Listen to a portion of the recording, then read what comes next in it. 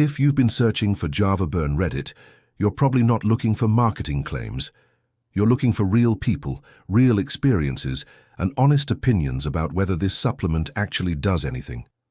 Or if it's just another overhyped weight loss product, because Reddit is usually where people go when they want unfiltered feedback. So in this video, we're going to break down what people are actually saying about Java Burn, what the positive users report, what the negative users complain about, and what the overall reality looks like in 2026.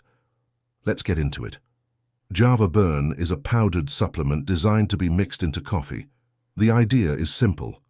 You add it to your daily coffee, and it's supposed to support metabolism, energy, and fat-burning processes. It's heavily marketed as a coffee hack for weight loss, but the real question is whether that translates into actual results.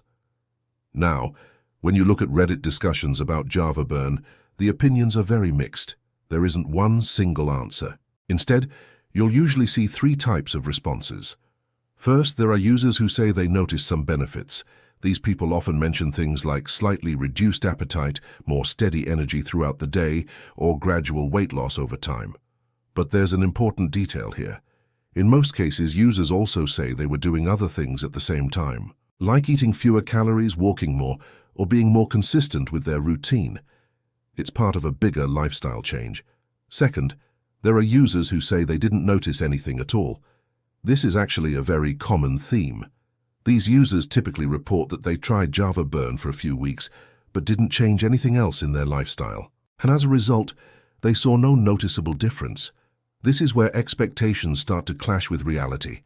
Third, there are users focused on side effects or sensitivity. These reports are less common, but they do show up. Since Java Burn is designed to be mixed with coffee, the stimulant effect can feel stronger for certain individuals. Now let's address the big question.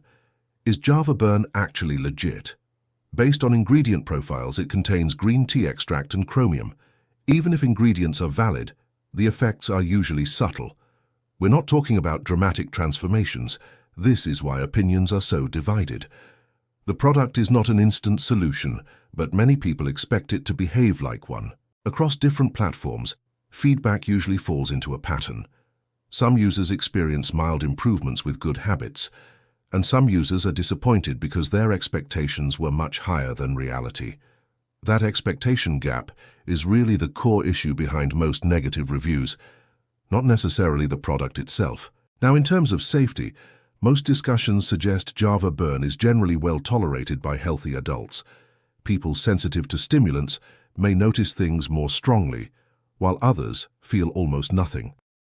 Another interesting thing is comparisons with other similar products.